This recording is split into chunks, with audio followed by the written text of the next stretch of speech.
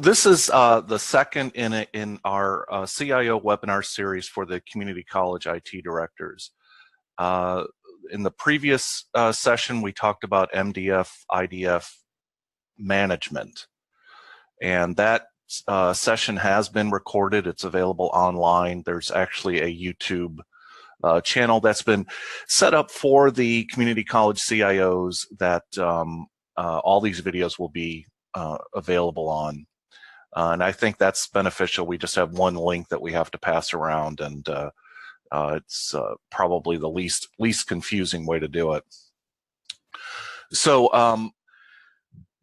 the topic today is network performance monitoring. Now, so we're kind of moving up the food chain a little bit, if you will. When we're in our last session, when we were talking about MDF, IDF management, the nice thing about that topic is it was largely something you can delegate. Cleaning up wiring closets, cable labeling, installing cable guides, installing cooling systems, all that sort of stuff is not stuff that a CIO level person has to really get involved with. But today's topic's a little different. It does require some thought, and as we'll see, it's not something you can completely delegate to let's say an intern or something like that. But it is something that is very important, very beneficial to the college.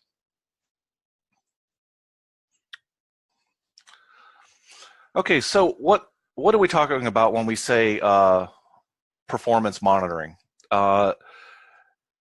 In the client network engineering group at MCNC, we perform all of the following that you're going to see in this session for the community, whether that is the UNC system, the 58 community colleges, or the 115 K-12 districts.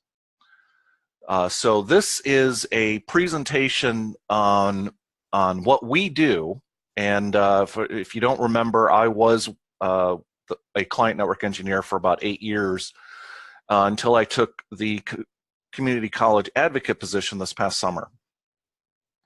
So this is stuff I've been doing for years, and rather than pitch a product or service or something like that you might get from a vendor, this is just best practices is, I guess, best way to describe it.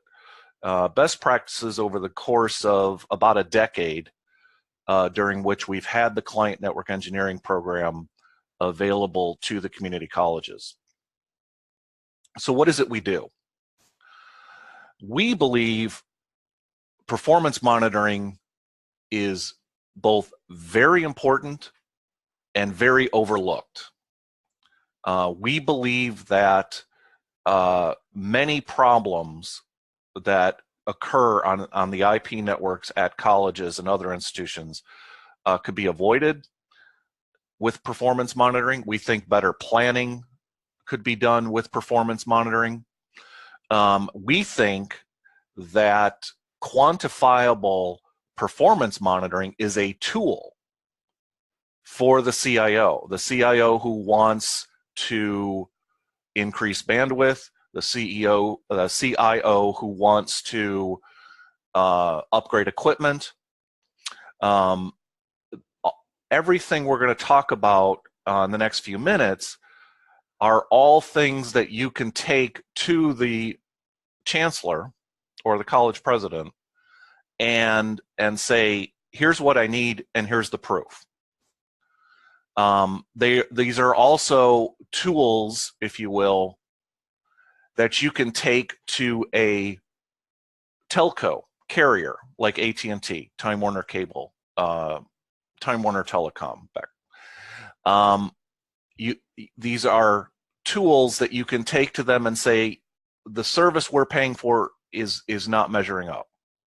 And you have the proof. You're not simply calling and saying, things seem slow. We're not sure we're getting the bandwidth we're paying for.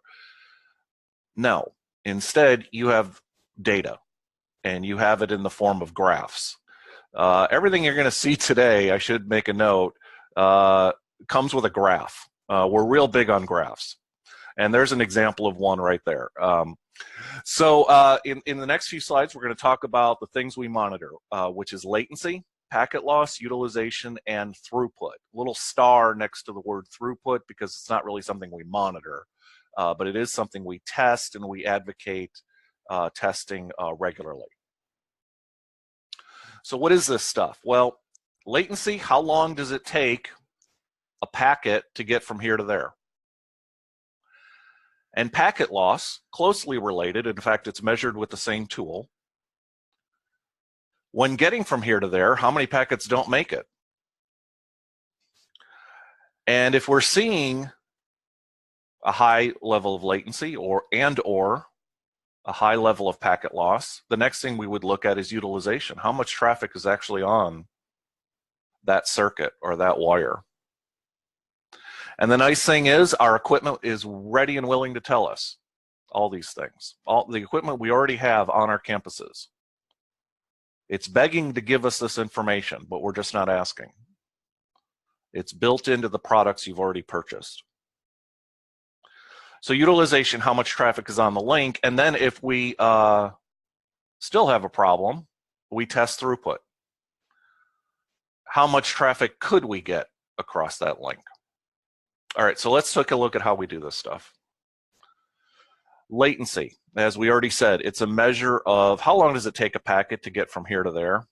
And if you've ever pinged anything, you've tested latency. Because the ping application in any operating system gives you a time measurement you can see over there in milliseconds. I hope you never see latency like that on your NC-REN circuit. In fact, I can just about guarantee you never will. But that is a cable modem from my house. And as you can see, commodity internet, a little oversubscribed probably. I'm getting latency in the area of 30 some milliseconds on average. Your NC-REN connection should be single digits. And I mean low single digits.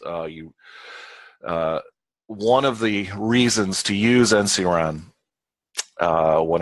whenever possible is that it is not an oversubscribed network. And so if you see any notable latency in your NC-REN connection, there's probably something wrong and it's going to be corrected. If you see notable latency on a third-party carrier, they may tell you to go jump in the lake, as my dad used to say. So latency, how long does it take to get from here to there? The problem with ping, though, is it just takes a measurement and that's it. You can't run it all the time. It doesn't accumulate data. It doesn't quantify. It doesn't make it useful to formulate your argument that something's not working right or that an upgrade is needed or perhaps equipment needs to be replaced. So a better tool is smoke ping. Smoke ping measures the same thing, latency. It measures it the same way with ICMP packets. But the magic of smoke ping is it accumulates that data. And as you can see in this graph, which is a sample of just one link at one of my colleges, I call all of you my colleges. You'll have to forgive me for that. This is just one link, and so the network administrator would have dozens of these graphs. They are in real time. They are continuously updated. And it's telling the network admin a lot of things. It's telling him or her the latency. This is an NC-REN circuit, so the latency is somewhere around 3 milliseconds. Compare that to my consumer level cable modem, which was 30 something. That makes a big difference. So we definitely we want to see these in single digits as we do here. And as I started to say, and I didn't finish, the network administrator has a lot of information here. It is data accumulated over time, as I said. It is continuously collected, as I said. It is also going to measure and keep a record of any packet loss. So that's two things we're measuring here with smoke ping. two of our four from the previous slide. Latency, but also very importantly, packet loss. So packet loss, as we said, are packets that not only took a really long time to get there and back, some of them didn't make it back at all. And that's when, if that continues, users are going to start calling the help desk. Users are probably not going to call the help desk for periods of high latency where this 3 milliseconds jumps into 15 or 20 on your network. They're probably not going to call the help desk. They will if it's a voice call, perhaps, and it has that level of latency. But the level of latency we see here, everyone's going to be happy.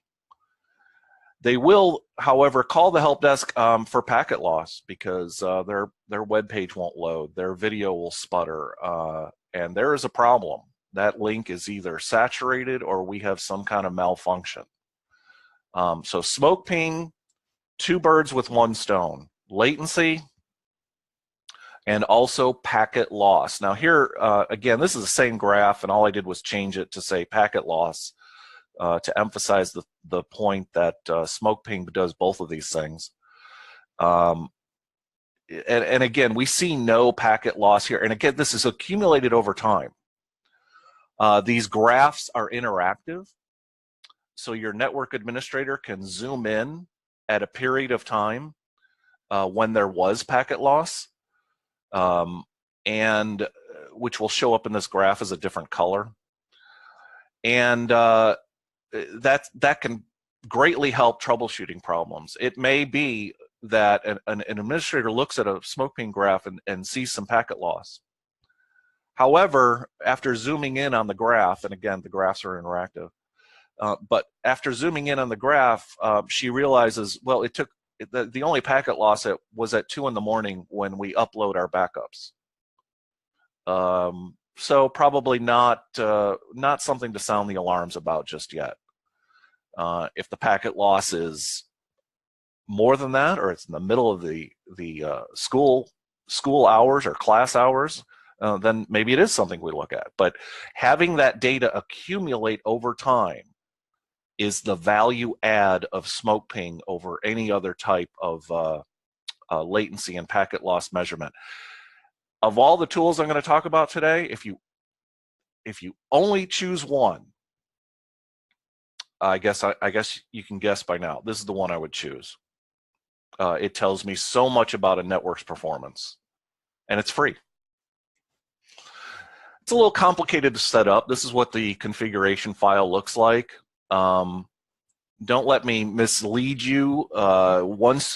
Typically once I set the smoke ping server up on a campus, it sits there for years. Unless there are physical changes to the network, we're not going to go back and reconfigure smoke ping. But it's not easy. It does require some knowledge getting this set up. The client network engineering team does this all the time. If they've been to your campus lately, chances are they might even still have the config file that they once set up, and you could just take their copy. But it's not an easy thing to set up. Okay, so we've talked about latency, we've talked about packet loss, and we've determined that there is some. Although the previous graph didn't show that, we might look at our smoke ping graphs and determine there is some latency or there is some packet loss, and we are getting calls to the help desk, and something has gone on. So the next thing, I think, as I mentioned earlier, the next thing I'm going to look at is utilization. And again, this is something I wish all the colleges would monitor continuously. In the client network engineering group, we do just that. We monitor utilization and latency over long periods of time in order to do a network assessment. Here's a graph from one of the colleges. This is their NC-REN connection. This graph is available to all colleges on the MCNC website, excuse me.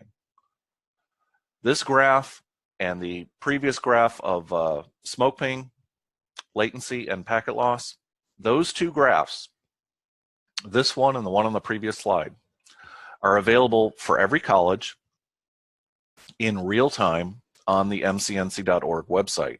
If you click on the portal page, you'll need an account to log in just to show that you represent the college. And but a bit of warning, those graphs only pertain to your NCREN internet connection. There's a few exceptions to that, but generally they only are measurements of the NCREN internet connection. When we talk about network performance monitoring, we want to do a lot more than that. We want to measure the links on your campus. We want to measure the secondary campuses and the links that connect them to the core. We want these measurements for all of those links. But this is an example of a utilization graph, two colors, one inbound traffic, the other one outbound traffic. A very important red line across the graph, which is what we call the 95th percentile. And the 95th percentile is just a way of taking out of account or not taking into account the occasional peaks in the graph utilization. We don't want to make our decisions about this link and whether it's sufficiently used or overused. We don't want to make those decisions based on the highest point in the graph, because that highest point in the graph could be a fluke or a one-time event. So we do some normalization of the data, and we smooth that data with something called the 95th percentile, which means your traffic was at or below this level 95% of the time. The 95th percentile is for the reasons I described, a much better way to talk about capacity planning because it does that data normalization.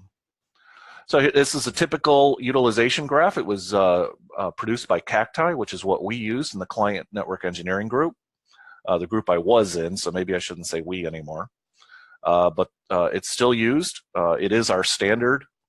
It does have, it's an ongoing open source project out there that is continuously updated, improved, with even smoother, better graphs than the one you see here. The graphs are interactive, just like with SmokePing. You can zoom in on particular times or focus on a particular time range. And you can do all that stuff with Cacti. You can even have alerts. There are plugins for Cacti that add features like thresholds. If this link ever gets above a certain threshold, send me an email. There are plugins for Cacti that do that. But Cacti as well is a little bit complicated to set up. Client network engineering is available to get this set up for you.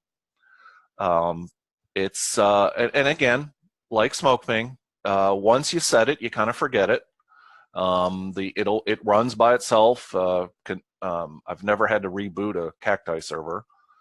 So it'll run forever, and you only need to change the configuration at the should there be a change in your network topology, or new circuits are added, etc. Once in a blue moon, we might upgrade the version of Cacti on the server if we are particularly interested in a new feature. But generally, like I said, we set it and forget it. And it's not easy to set up, but you do have client CNE group to help you get started, if not complete the whole setup for you. I think I mentioned the plugins. Lots of plugins. It's an open source project. People make plugins that they thought would be useful just for themselves, and then all of a sudden that becomes one of the most popular downloads to add to Cacti. And Cacti and SmokePing can run on the same server, side by side. They will not drag the server down, nor will any of these measurements, by the way, whether it's utilization, measuring latency, measuring packet loss, none of these impact users on the network. These are all passive forms of monitoring. So we set these things up. We run them 24/7. And they do not have any impact on the network's performance. So Cacti, as I said, it's our standard. It is an ongoing project that is, like I said, continuously being upgraded. There's new features being added. There are plugins that people are making. There are a thing called templates, which automatically get Cacti ready for the kind of equipment you have on your network. So there are templates for Cisco. There are templates for ProCurve. There are templates for Aruba, things such as that. And Cacti can also be used to monitor your wireless network. How well are your access points performing? How many users are associated with a particular access point? How many, in other words, how many users are on one access point versus the one down the hallway? And I can tell you that simply by using Cacti and setting up the access points to report to Cacti, I have helped clients in the NCREN community decide where to place access points or identify access points that weren't being used at all. And also identify access points that sometimes had 100 users or 100 clients associated with them. All that being done just with Cacti. And looking at a graph and deciding, sometimes relocating access points just based on what Cacti was telling us. Okay, so now we get into another measurement. This is not so much monitoring, but it's something we include in this body of knowledge, I guess, of the very important throughput testing. So let's continue with the scenario we laid out a few minutes ago. We've looked at, or perhaps we've even gotten a call to the help desk, but we've looked at our latency and packet loss graphs, and we've determined something's going on. And but we go to Cacti and we say, look, this link has some latency, maybe even some packet loss.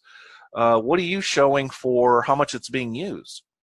And the Cacti graph says, I'm showing it's only the utilization's only about 10% of its supposed capacity. Now your network administrator's stuck. Okay, I've got a slow link, I've got packet loss, but it's actually not being fully used. What could be wrong? Well, the next thing to do is a throughput test. Is there something wrong with that circuit? Is the carrier oversubscribed? Are they not giving you the committed bandwidth that is contracted, that you are paying for? So we measure throughput. Throughput is not something we do continuously because throughput tests are intrusive. They will affect people on the network. I like to use a tool called iPerf because I can schedule it to run in the middle of the night when it won't affect users on the network. It just needs a PC on one side and a PC on the other. One is the client, the other one's the server. And they push data, increasingly push data to each other until they can't push anymore, I guess. And they then give you a printout of what the actual capacity of that circuit is. What kind of bandwidth are you getting on that circuit? But they're intrusive. You don't want to run these in the middle of the day when students and staff are using the network and expecting it to perform a certain way. You don't want to do anything that adversely affects the network. So we try to run these periodically, not continuously, of course. And we try to run them in off hours. iPerf is a great tool. Doesn't need a lot of, it doesn't need any equipment other than what you see in front of you. And it's updated periodically as well. And it is accurate. As I said, it gives you a printout that you can then take to your network administrator or perhaps a third-party telco that has a committed bandwidth that you're paying for, and you can say, look, I've run 3 tests at 3 different times. I'm not getting anywhere near the bandwidth on this circuit that I was expecting. The output looks something like this, and you've got several columns showing the attempts that iPerf made from one point to another to maximize how much data it could push across that circuit. And you have a bandwidth rating, but you also have a transfer rating, and you want your transfer output to at least be 80% of what you think ought to be able to go across that circuit. You have to allow not only for your own network equipment to not give you 110%, so to speak, but you also have to allow for the test takers, those stations on each end of the circuit. They have their own issues, like any PC, and they're not going to give you 110% necessarily. So, but we should see 80-90% of transfer, 80-90% of what the committed bandwidth is for that circuit. If we don't, someone has an issue that they have to address, but you at least have the evidence to prove it. There is a GUI for iPerf. It's called JPerf. J is for Java. It runs on multiple platforms, and it's actually quite good. It doesn't seem to adversely affect the outcome of the test. Sometimes when you add a GUI to something, it doesn't run as well or as efficiently as the command line version. But this is awfully good. And just about anybody can plug this in, set it up, run the test. They get a nice graph instead of that table of data. And yeah, this I recommend if you're not interested in the command line version, JPerf is definitely something to consider. All right, so what tools did we talk about? First of all, we had our 4 things we wanted to measure: latency, packet loss, utilization, throughput. Latency and packet loss, that all-important tool called SmokePing. Free open source. Utilization. Everybody should be measuring utilization on their network. All the important links, not just to the internet. NCREN's doing that for you. We need to be measuring utilization on our campus. We need to be measuring the utilization as well as latency and packet loss to our satellite campuses. We even if we have a MDF to IDF connection that is suspect. And again, we talked about MDFs and IDFs in the first session, but the uplink from an IDF to an MDF is a perfectly reasonable candidate for measuring latency, packet loss, and utilization. Remember, these do not adversely affect the network. Why not have the data, and why not accumulate it over time to set that baseline and compare the current performance to what you have traditionally experienced as well as what you expect in terms of a committed bandwidth rating. And then throughput. There are other tools like the network diagnostic tool I did not talk about here, is another free open source tool that measures throughput, has a Java interface, has a command line version as well, and is similar to iPerf and JPerf. What I find is as our links get wider, in other words, they go from 10 meg to 100 meg to a gig to multi-gig, as those interfaces get larger and have greater capacity, iPerf and its GUI cousin JPerf, iPerf and JPerf are up to the task, and I think other tools not so much. What you don't want to do is one of those. Well, of course, you can do whatever you like, of course. But what I try not to do, use those speed tests online. You point your, you point your browser to Google and test my internet speed, and then there's some dashboard that shows up. And first of all, those are a snapshot, so you're measuring throughput at one particular instance. It's greatly affected by the browser you're using and the plugin that goes into the browser you're using, and it's also some server out there in the hinterlands, and you really don't know is a bad reading because of all the hops between me and that server out in the hinterlands. Whereas if you get your own client and server running iPerf or JPerf, you can measure strictly your link, the part that you are responsible, the part that your team is responsible, without the hinterlands having an adverse effect on the performance measurement. So what do we run this stuff on? We run it on just about anything. In client network engineering, we would always run this stuff on laptops. Laptops like the one you see there, but typically reconfigured to run a Linux operating system rather than Windows. Linux being just better at this kind of stuff.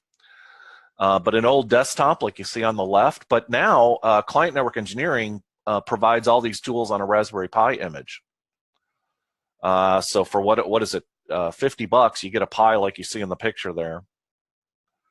And you get an image from, for the SD card, you get an image from client network engineering, and you plug it in, and all these tools are ready to go. All you got to do is get the Pi on your network. A full Pi is recommended, not Pi Zero. Full Pi just having the, first of all, the wired interface, which you really, I think, is quite important. But also having a little bit extra processing capability. Pi Zeros, the ones that are Wi-Fi only, are great for measuring wireless, because you can set up a smoke ping server on a Pi Zero, like we saw in the first few slides, and you can move that around anywhere you can stick a piece of Velcro. You can put the Pi Zero in a classroom, in a hallway, in the library, and you can have, and they're only, I think, $20 now. You can have multiple Pi Zeros deployed, measuring the performance of the wireless network for very little money, very little cost. And if somebody walks off with one, it's not the end of the world. None of these Pis, though, are appropriate for throughput testing. They just don't have the muscle. They'll certainly run the test, but there will be a sharp decline in the output readings you get for throughput testing if you are running it using Pis. You need the horsepower of the other two devices you see there. You can run all these tools in a virtual machine. There's no reason you couldn't do that. Spin up a Linux CentOS server and install all the tools you saw in this presentation. Many institutions are doing that. Again, though, not my choice for throughput testing.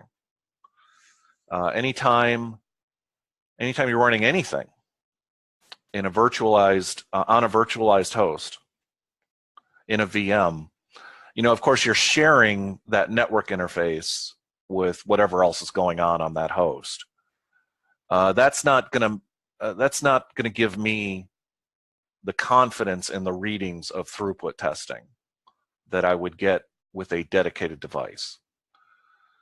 So for throughput, get something that you see on this slide, but not the Pi. Or take an old PC, recycle it. I do that all the time. They make great performance monitoring servers, assuming the hard drive is going to keep spinning. It's not too old. Laptops, same thing.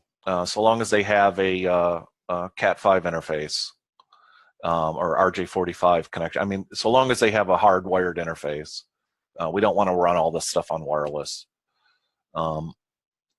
those make very good performance monitoring servers as well. All right, I got to the end here, and that is it for network performance monitoring. Keep a close eye on your email because we have more topics coming, including offsite storage and disaster recovery options. We also have client network engineering coming as a topic. We also have some of the shared security services and that are being launched by MCNC for NCREN for the